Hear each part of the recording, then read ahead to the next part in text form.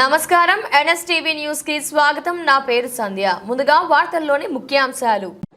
మంచిర్యాల జిల్లా లక్షటిపేట మున్సిపల్ పరిధిలోని ఇటిక్యాల గ్రామ 1వ వార్డ్ స్వతంత్ర అభ్యర్థి శ్రీనివాస్ బుద్ధి ప్రచారం నిర్వహించారు. ఆశీర్వదించండి, అభివృద్ధి చేసి చూపిస్తా, 1వ వార్డును అభివృద్ధి చేస్తానని హామీ ఇచ్చారు. వార్డులోని సమస్యలు తన దృష్టికి వచ్చాయని, అందరికీ అందుబాటులో ఉంటానని ఈ సందర్భంగా శ్రీనివాస్ బుద్ధే మాట్లాడుతూ, గత 15 సంవత్సరాలు పార్టీ కోసం కష్టపడ్డాను. పార్టీలో తీరని అన్యాయం జరిగిందని, కొందరు వేరే పార్టీ నుంచి వచ్చి మా దగ్గర డబ్బు, అహంకారం ఉంది అన్నారు.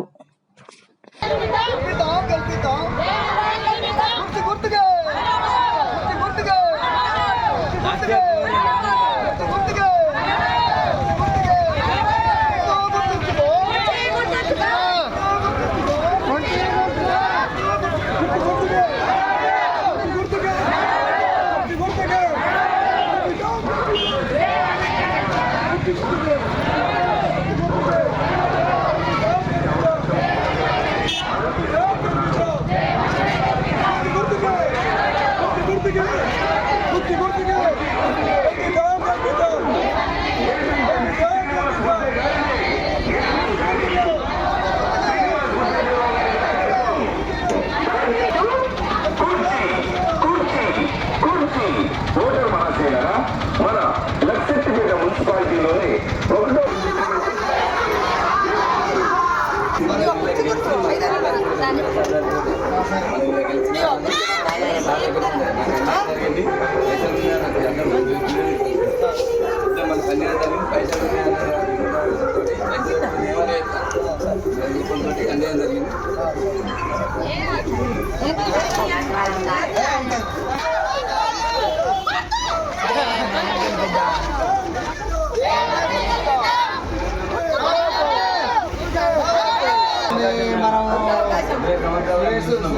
గెలిపించిన మనకి వచ్చింది మనకి లాభం ఉన్నాడా? మనం ఇప్పుడు చూసుకుంటే మన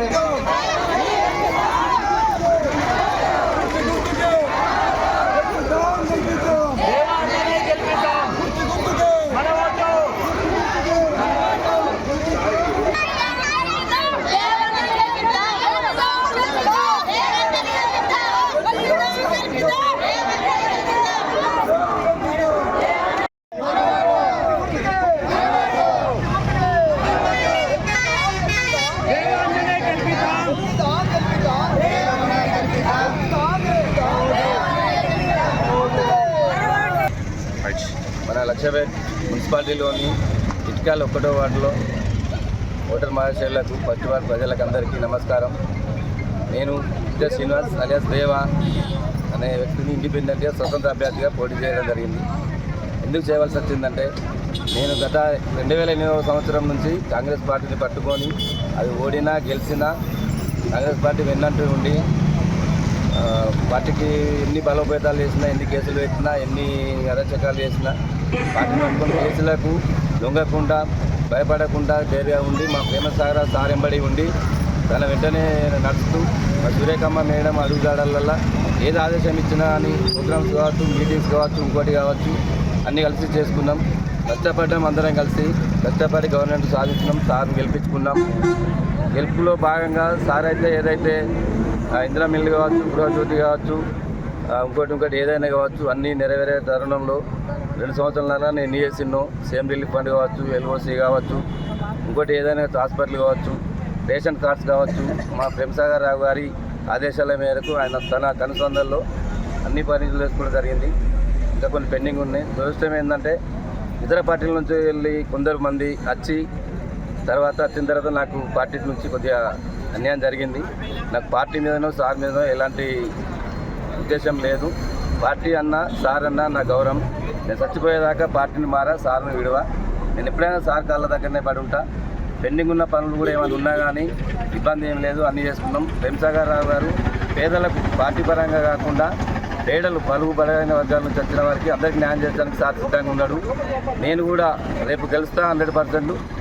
1వ వార్డు ప్రజలందరూ నన్ను గెలిపించుకొని సార్ ముందర తీసుకెళ్తారని ఆశిస్తూ మీ అమూల్యమైన ఓటు నా కుర్చీ గుర్తుకు ఓటేసి భారీ మెజార్టీతో గెలిపించగలరని మనస్ఫూర్తిగా కోరుకుంటున్నాను.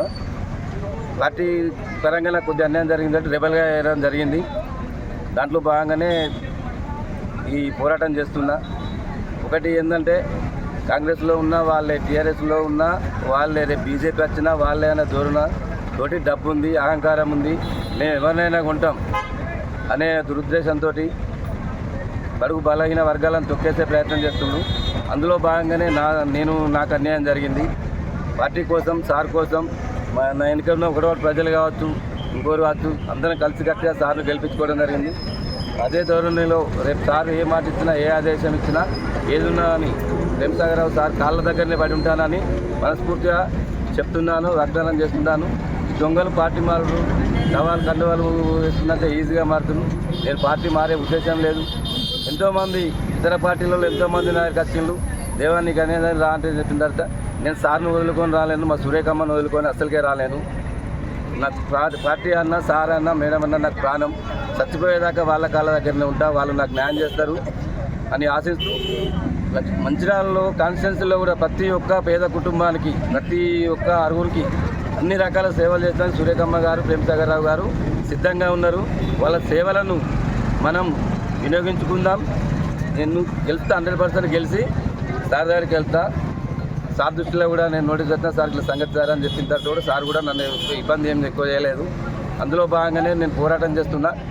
ఒకటో వాడు ప్రజలందరూ మీ అమూల్యమైన కుర్చీ గుర్తుకు ఓటేసి నన్ను గెలిపించి ఏదైతే పెండింగ్ పనులు ఉన్నాయో, ఏవైతే ఉన్నాయో అవన్నీ నెరవేర్చుకుందామని చెప్పేసి చెప్తున్నాను. ఇందులో భాగంగానే నేను పోరాటం చేస్తూ అందరూ ఒకటో వాడు ప్రజలందరూ నన్ను ఆశీర్వదించాలని మరొకసారి కోరుకుంటున్నాను. అమూల్యమైన ఓటు నా కుర్చీ గుర్తుకి, స్వతంత్ర అభ్యర్థి కుర్చీ గుర్తుకి ఓటేసి గెలిపేయగలరని కోరుకుంటున్నాను.